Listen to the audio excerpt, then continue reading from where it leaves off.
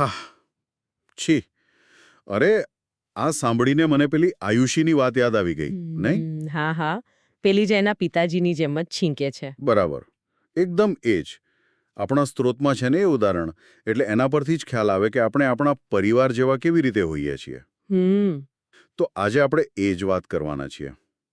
એમ કે કયા લક્ષણો આપણને વારસામાં મળે છે અને કઈ બાબતો આપણે આપણી આસપાસના વાતાવરણમાંથી મતલબ પરિસ્થિતિઓમાંથી શીખીએ છીએ.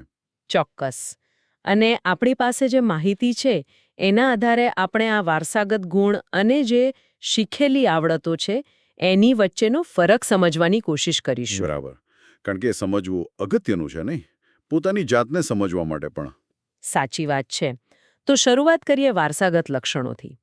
જેમ આયુષીની છીંકની વાત કરી એવી જ રીતે સ્ત્રોતમાં નીલમના વાળનું ઉદાહરણ છે. હા, પેલી નીલમવાળું ઉદાહરણ. હા, એના વાળ એની નાની એટલે કે મમ્મીની મમ્મી જેવા છે. વાકડિયા, જાડા અને કાળા. હો. પણ એની પોતાની મમ્મીના વાળ કેવા? હમ. તો કે સીધા, મુલાયમ અને બદામી રંગના. એટલે પેઢી દર પેઢી લક્ષણો અલગ રીતે પણ ઉતરી શકે એમ ને? બિલકુલ. આ જ તો બતાવે છે કે લક્ષણો કેવી રીતે આગળ વધે છે. ક્યારેક દાદા-દાદી કે નાના-નાનીના લક્ષણો પણ દેખાય. આ રસપ્રદ છે. આપણા પોતાના ઘરમાં પણ આવું જોતા હોઈએ છે.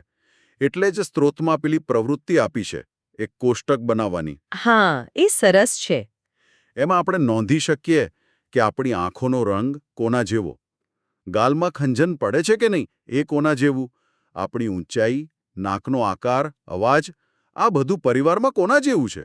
અને એ પણ જોવાનું કે મમ્મી તરફથી મળ્યું છે કે પપ્પા તરફથી. હા, અને નાનામાં નાનું બાળક હોય ઘરમાં તો એની આંખ, નાક, વાળ, આંગળીઓ એ બધું કોના પર ગયું છે એ જોવાની પણ મજા આવે. ખરું. આ બધા થયા શારીરિક લક્ષણો જે મોટે ભાગે વારસા પર આધાર રાખે છે. પણ શું બધી જ સમાનતા વારસાગત હોય? ના, એવું તો નથી જ. એટલે જ પેલું મીના અને મમતાનું ઉદાહરણ મહત્વનું છે. જોડિયા બહેનો. બરાબર. દેખાવમાં એકદમ સરખી, પણ આવડતોમાં બિલકુલ અલગ. હા, એ કિસ્સો ખરેખર વિચારવા જેવો છે. મીના રહેતીથી પૂનામાં, હા એની કાકી જોડે. હા. ત્યાં એને સંગીતનું વાતાવરણ મળ્યું. એટલે એ તામિલ અને મરાઠી બંને ગીતો સરસ ગાઈ શકે. જ્યારે મમતા એ ચેન્નઈમાં એના પિતા સાથે રહી અને એના પિતા કરાટે કોચ, એટલે કરાટે શીખી ગઈ.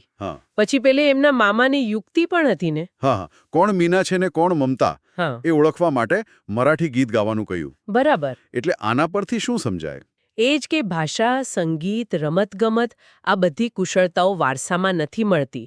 એના માટે તક જોઈએ, તાલીમ જોઈએ, વાતાવરણ જોઈએ. એટલે જો મીનાને કરાટે શીખવા મળ્યું હોત તો કદાચ એ પણ શીખી જાત. હા, અને મમતાના સંગીતનું વાતાવરણ મળ્યું હોત તો એ ગાઈ શકતી હોત. સીધી વાત છે. એટલે વારસો અને વાતાવરણ બંનેનો રોલ ખરો. પણ ક્યારેક લોકો આમાં ગૂંચવાઈ જાય છે. પેલી શીતલની વાત જેમ. હા, શીતલનો કિસ્સો. એને બાળપણમાં પોલિયો થયેલો. અને એને ચિંતા હતી કે એના બાળકોને પણ વારસામાં પોલિયો મળશે કે શું. અહીંયા સમજવું બહુ જ જરૂરી છે. પોલિયો વાયરસથી થાય છે. એ કોઈ વારસાગત બીમારી નથી. મતલબ એ માતા પિતાના જનીનોમાંથી બાળકમાં નથી આવતો? બિલકુલ નહીં. ઘણી બીમારીઓ ચેપી હોય છે અથવા બીજા કોઈ કારણસર થાય. બધી વારસાગત ના હોય. આ ફરક સમજવો આરોગ્ય માટે બહુ જ અગત્યનો છે. તો પછી આ વારસાગત લક્ષણોનું વિજ્ઞાન શું છે? કેવી રીતે કામ કરે છે આ બધું? સ્ત્રોતમાં પેલા ગ્રેગર મેન્ડલનો ઉલ્લેખ છે. કોઈ સાધુ હતા નહીં? હા, ગ્રેગર મેન્ડલ. એમનું કામ ખૂબ જ પાયાનું ગણાય આનુવંશિકતા સમજવામાં. એમણે વટાણાના છોડ પર પ્રયોગો કરેલા.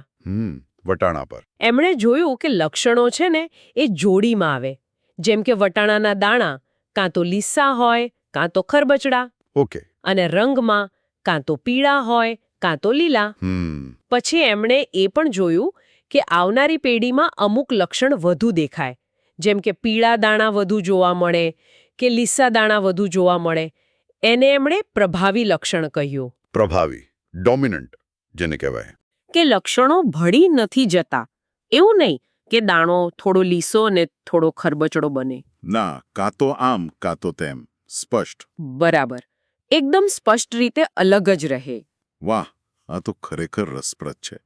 એટલે અમુક વારસાગત, અમુક શીખેલું અને ક્યારેક પરિસ્થિતિ પણ અસર કરે. જેમ પેલી વિભાના નાનાજીની વાત. હા, એ મોટેથી બોલે છે. પણ એનું કારણ એ નથી કે મોટો અવાજ વારસાગત છે, પણ એમને સંભળાય છે ઓછું એટલે જોરથી બોલે છે. સાવ સાચી વાત. એટલે આપણી ટેવો, આપણું વર્તન પરિસ્થિતિ મુજબ પણ ઘડાય છે.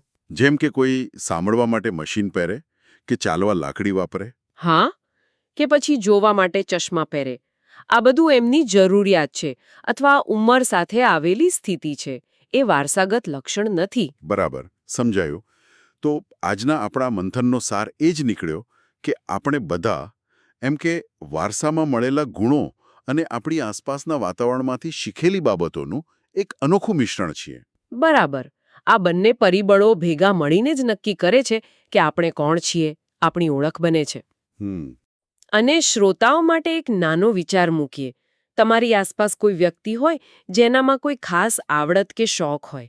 જરા વિચારો, તમને શું લાગે છે? એ આવડત એમને વારસામાં મળી હશે કે પછી એમના ઉછેર, તાલીમ, એમને મળેલા સંજોગોનું પરિણામ હશે? હા, આ સારો પ્રશ્ન છે, વિચારવા જેવો. એના પર વિચાર કરવાથી કદાચ આ વારસા અને વાતાવરણની જે આખી વાત છે એ વધુ સ્પષ્ટ થાય. ચોક્કસ.